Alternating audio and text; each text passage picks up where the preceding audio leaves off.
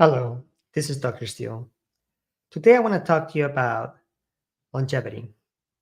Longevity is a subject, especially once we start reaching the age of 50. All of us wants to live longer.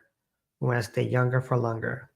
And we want to do that, especially with quality of life. And there are 8 steps that you already know, most of you, but now they have been actually explained by the American Heart Association. In other words, they have their backing, that they have followed people through time and people are living longer. And they say if you do these things, the average longevity with quality of life is that you are 6 years younger. And let me explain.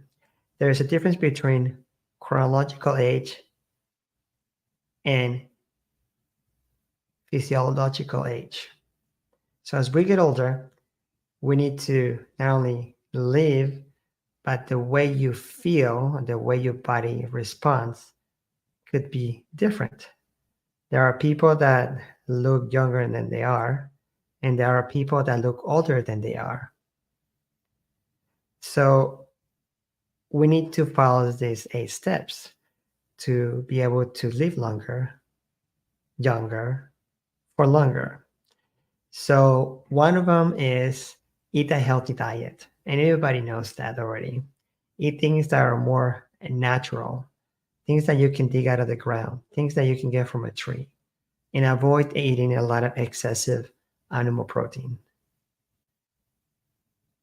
The other thing is, well, the diet that I recommend, the Mediterranean diet that has been studied for a long time. You can look that up. The other one is be more active. And be more active means that we need to move. The second half for your body is not this one. It's they're your legs. So you need to move. So be more active. Quit smoking goes without saying. You already know. Cancer, heart disease, because unfortunately the chemicals that you inhale go into your vascular system and it damages those vessels and also promotes cancer cells to form. And get a healthy sleep. And that's very important. And for some people, it might be 4 hours. For other people, it might be 6 hours.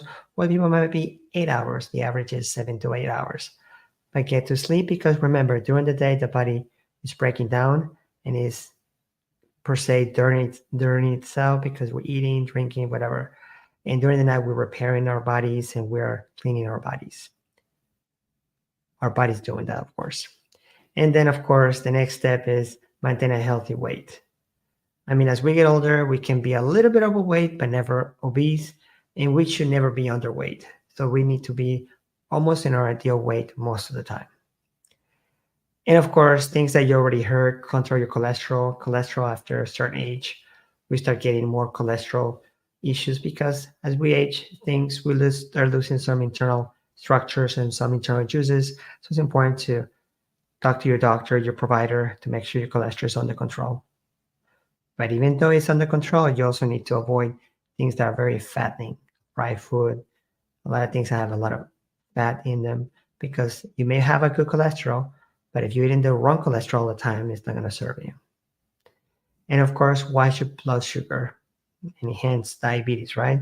Make sure you don't have diabetes because again, diabetes, just like the fat issue, all those substances are sticking and they stick to your vessels. And if your vessels get damaged, and that's what the Heart Association wants to be, you to become aware that the main factors for dying is cardiovascular disease, inflammation inside your vessels that can lead to heart attacks and strokes. And also as getting older because your tissues are not getting enough blood flow. And if they don't get enough blood flow, you're going to get older. Just to simplify, your skin is going to suffer. So if your skin suffers, how is your skin going to look? Old. And the last thing that we want to always remember is manage your blood pressure. Sometimes it's called the silent killer because we don't know we have it. But blood pressure, again, we're going back to the original idea, vascular disease, right? Vascular disease. That the vessels get damaged, and if you have damaged vessels, your tissues, your skin, your organs and again that blood flow, and that can alter the longevity of these organs. But that's my recommendation. That's what the American Heart Association recommends, those 8 steps. Learn them, practice them. Of course, we're not going to live forever, but the idea is to live longer for our loved ones. So remember my saying, the greatest wealth is health.